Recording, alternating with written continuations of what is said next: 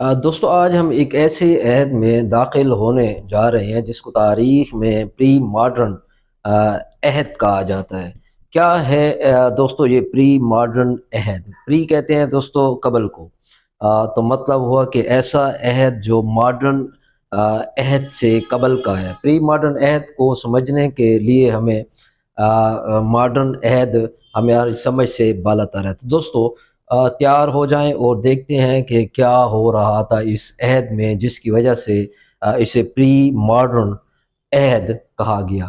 دوستو یہ ایک ایسا دور تھا جہاں زندگی کا ہر پہلو روایات، دے مالائی قصوں، بادشاہوں اور مافوق الفطرت عقائد کے گرد گھوم رہا تھا۔ ذرا اپنے ذہن کو گھمائیں اور تصور کریں کہ ایک ایسا زمانہ جہاں سڑکوں پر روشنی کے لیے کوئی بلب نہیں، پیغام رسانی کے لیے کوئی فون نہیں، اور دنیا کے بارے میں جو کچھ بھی جانا جاتا تھا وہ یا تو آسمانی صحیفوں سے معلوم ہوتا تھا یا کسی سیانے بزرگ کے قصے کہانیوں سے۔ یعنی وہ زمانہ جب سائنسی انقلاب، جمہوریت اور جدیدیت ابھی دور کہیں پردوں میں چھپی ہوئی تھی۔ دوستو پری ماڈرن دنیا میں میں شہر کلب بند ہوتے تھے جہاں اپنی مخصوص رسوم کے گرد گھومتے تھے اور معیشت کا دار و مدار کھیتی باڑی پر تھا۔ آپ ذرا سوچیں کہ ایک ایسا دور تھا جب ایک عام آدمی، عام کسان کے لیے اس کو پورا دن کھیت میں کام کرتے ہوئے گزرتا اور شام کو وہ چولہے کے پاس بیٹھ کر اپنے بچوں کو کہانیاں سناتا۔ ان کہانیوں میں بھی عموماً جن، پریاں اور بادشاہوں کے قصے ہی ہوا کرتے۔ ایک دفعہ کا ذکر ہے کہ ایک بادشاہ تھا جو یہ سمجھتا تھا کہ سورج اس کی ملکیت کے لیے ہی طلوع ہوتا ہے، وغیرہ وغیرہ۔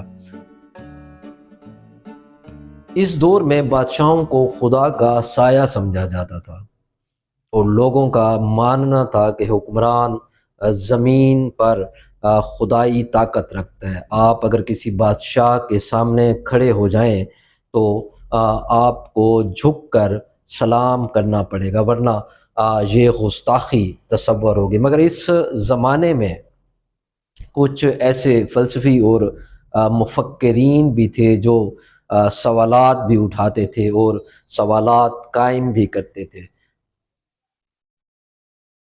دوستو یہ وہ زمانہ تھا جب ایک جگہ سے دوسری جگہ کا سفر کرنا موت کو دعوت دینے کے مترادف تھا۔ ڈاکو راستے میں گھات لگائے بیٹھے ہوئے، اور اگر کسی سپاہی کی نظر آپ پر پڑتی ہے تو وہ شک کی بنیاد پر آپ کو قیدی بھی بنا سکتا ہے۔ مگر اس خطرناک دنیا میں کچھ لوگ تھے جو جرأت اور بہادری کی علامت بنے ہوئے تھے۔ تعلیم بھی صرف خواص کے لیے مخصوص تھی۔ عام آدمی کتاب نہیں پڑھ سکتا تھا، بلکہ وہ علم کو صرف سن سکتا تھا۔ کہانیاں، لوک روایات اور شاعری، یہی وہ ذرائع تھے جن سے علم اگلی نسلوں تک پہنچتا تھا۔ دوستو پری ماڈرن عہد میں زندگی سخت مگر پراسرار تھی۔ ہر موڑ پر ایک کہانی، ہر قلعے کے پیچھے ایک راز، اور ہر قبیلے کے ہاں اپنی پہچان تھی۔ پھر جدید دنیا نے قدم رکھا۔ دوستو رینیسن تحریک یعنی نشاط ثانیہ، جب یورپ میں آرٹ، سائنس اور فلسفے کی نئی روشنی پھیلنے لگتی ہے۔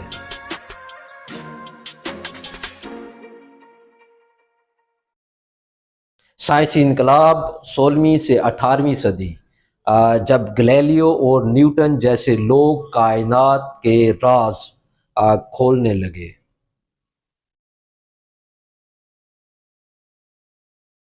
انقلاب اور جمہوریت 17ویں اور 19ویں صدی، جب بادشاہوں کو چیلنج کیا جانے لگا اور عوامی حقوق کی بات کی جانے لگی۔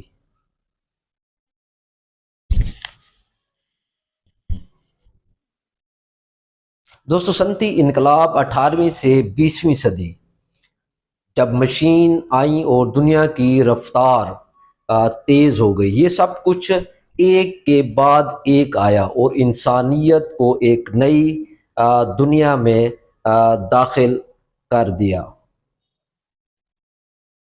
ماڈرن عہد میں کئی ایسے مفکرین پیدا ہوئے جنہوں نے دنیا کو ایک نیا زاویہ دیا۔ آئیے ان میں سے کچھ مفکرین کا ذکر کرتے ہیں۔ ان میں سے اگر ہم فرانسس بیکن، جنہوں نے کہا تھا کہ علم ایک طاقت ہے۔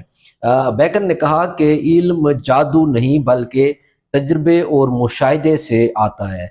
وہ پہلا شخص تھا جس نے سائنسی طریقہ کار یعنی جسے ہم سائنٹیفک میتھڈ کی اس نے بنیاد رکھی، یعنی کسی بھی چیز کو ثابت کرنے کے لیے تجربہ ضروری ہے۔ اس نے کہا تھا کہ نالج از پاور، اور آج بھی اس کا یہ جملہ اتنا ہی سچ معلوم ہوتا ہے۔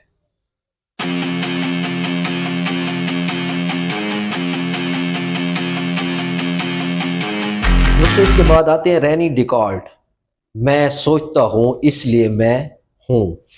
ڈیکارٹ نے انسانی سوچ کو ایک نئی شکل دی۔ اس نے کہا کہ ہر چیز پر شک کرنا چاہیے جب تک اسے ثابت نہ کر لیا جائے۔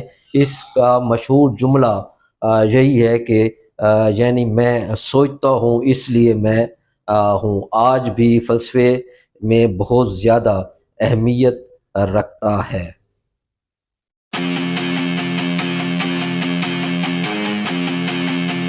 تھام ہوپس جو کہتا ہے کہ طاقت کے بغیر معاشرہ تباہ ہو جائے گا۔ ہوپس نے کہا کہ انسان فطرتاً خود غرض اور جنگجو ہوتا ہے، اگر اس پر کوئی حکمران نہ ہو تو دنیا ایک جنگل میں تبدیل ہو جائے گی۔ اس نے ریاست کے تصور پر کتاب لیویتھان لکھی جو آج کے حکومتی نظام کی بنیاد بنی۔ جان لاک، دوستو ہر انسان آزادی کا حق رکھتا ہے۔ لاک نے کہا کہ ہر انسان کو زندگی، آزادی اور ملکیت کا حق حاصل ہے۔ اس کے خیالات نے امریکی اور فرانسیسی انقلابات کو جنم دیا اور جمہوریت کی بنیاد رکھی۔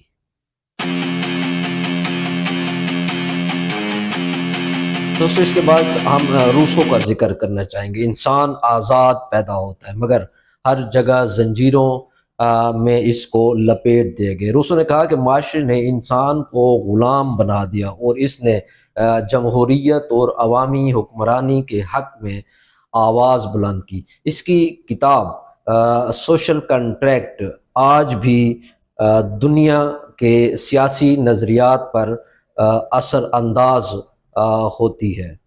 دوستو اس کے بعد ہم ذکر کرنا چاہیں گے کارل مارکس، 1818-1883۔ دنیا میں اصل جنگ امیر اور غریب کی ہے۔ مارکس نے کہا کہ دنیا میں تمام مسائل کی جڑ سرمایہ دارانہ نظام ہے۔ اس نے کمیونزم کا نظریہ پیش کیا جس نے بعد میں دنیا کی کئی انقلابی تحریکوں کو جنم دیا۔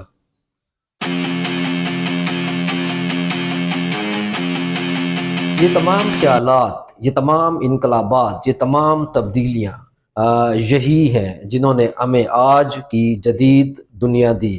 آج ہم سائنسی ترقی سے لطف اندوز ہو رہے ہیں، جمہوریت کے اصولوں پر زندہ ہیں اور دنیا کے ہر سوال پر کھل کر بحث کر سکتے ہیں، کیونکہ ماڈرن عہد کے مفکرین نے ہمیں سوچنا سکھایا۔